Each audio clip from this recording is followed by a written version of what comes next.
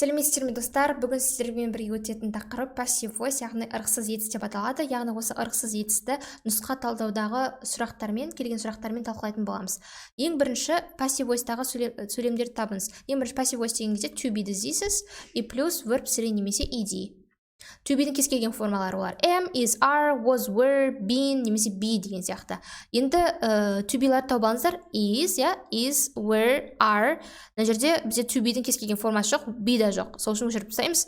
И одан кейін бізде being тұрса да болады, өйткені ол continuous-тің көмекшісі болып табылады. И одан кейін verb 3. Бізде build и үшінші t болып табылады. Сондықтан да бізде a жауабы дұрыс. Мына жерде d болғаннан кейін дұрыс емес, бұл бірінші етістік, ал мынау ing болмау керек, наоборот, вербтің үшінші формасы болу керек. Сондықтан да бізде бұл екеуі дұрыс емес.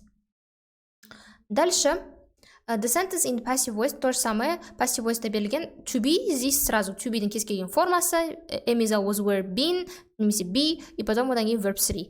Так, енді көреміз, be түрі verb 3 дұрыс. Екеу подряд келу керек. Вот, to be бар, verb 3 жоқ. Дұрыс емес. To be бар, verb 3 жоқ. Тоже дұрыс емес. To be жоқ, verb ed бар. Дұрыс емес.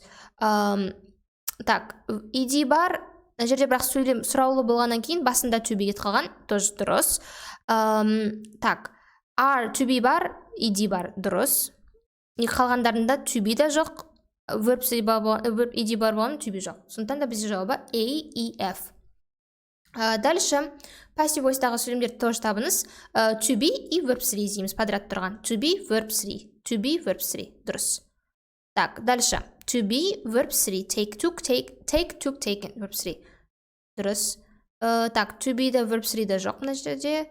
Так, to be и verb 3 немесе ed да дұрыс. Все, бізде жауабы A, B, D болады. Қалғандарында бізде to be жоқ. Қарап тұрсаңыздар көрінсе, ешқандай to be. Am, is, are, was, were, been немесе be деген етістіктер жоқ. Дальше, дәл осылай енді үш сұрақ талқыладық. Дәл осылай ретінде түсіндіңіз бе, түсінбедіңіз бе көру үшін passive voice-ның дұрыс тұрған формаларын жасап жүріңіздер. Астына жауап нүкте. Так, әзірше осы. Сау болыңыздар.